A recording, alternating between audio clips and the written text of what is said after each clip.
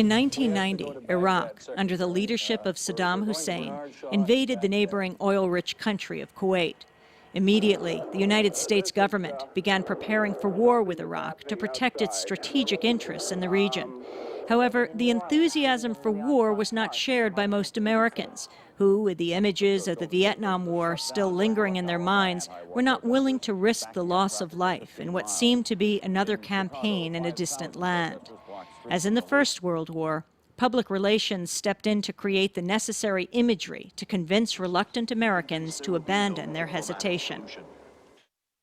The Gulf War was a PR triumph of the first order, breathtaking, as successful in its way as World War I had been.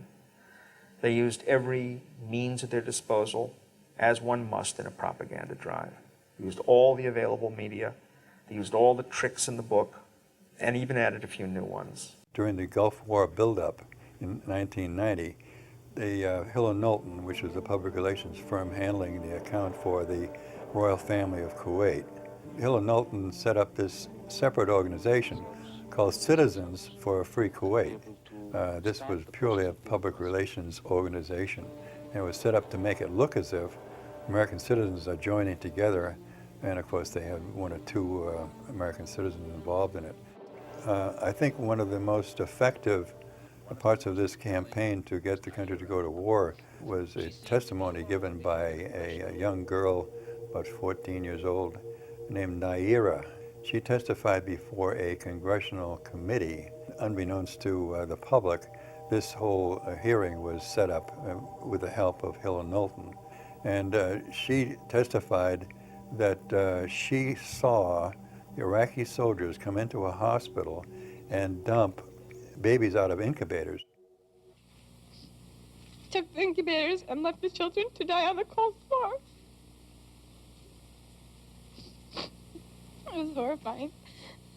But what's so insidious about all of this is that in the Gulf War case, the reporters reported these things as straight news. They reported these demonstrations straight news.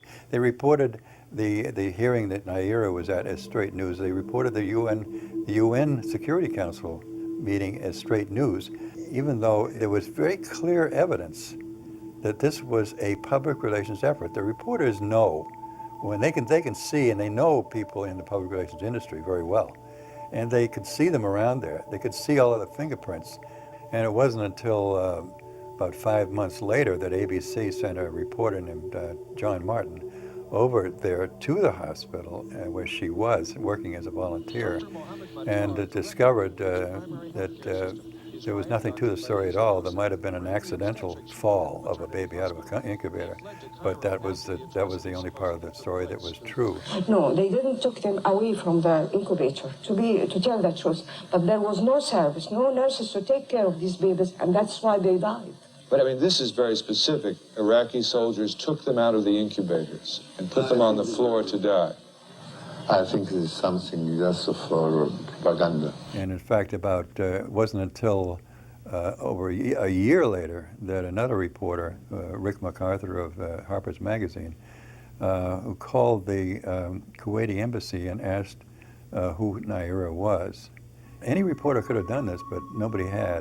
And he found out that she was the daughter of the ambassador from Kuwait to this country. I don't think that this country would have gone to war, really, certainly not at that point, if it hadn't been for this story, because this was such a powerful story and kept being repeated over and over again. They stole the incubators and threw the babies out of the incubators. 22 newborn babies were in incubators at Adan Hospital, and the Iraqi troops, turned off the oxygen. 40 newborn babies that had been taken from their incubators. Whose troops have bayoneted pregnant women and have ripped babies from their incubators in Kuwait. And they had kids in incubators, and they were thrown out of the incubators so that Kuwait could be systematically dismantled. In many cases, when PR-driven information gets out into the public realm, especially if it's very inflammatory, even if it's found out later that it's false, it's sort of like a newspaper retraction. rarely is the story about the information being false as largely and widely reported on as the original false event. Now, this is not to say that Saddam Hussein did not commit atrocities, because he did. But he committed not a single one of the atrocities that were ascribed to him by the propagandists working on American public opinion in the fall of 1990. Not a single one. No pregnant women were impaled on bayonets. No babies were dumped out of incubators. None of those things happened. But they took off like wildfire. The atrocity drive was simply one weapon in the PR arsenal of the pro-war forces, because the American people didn't want to go to war in that case.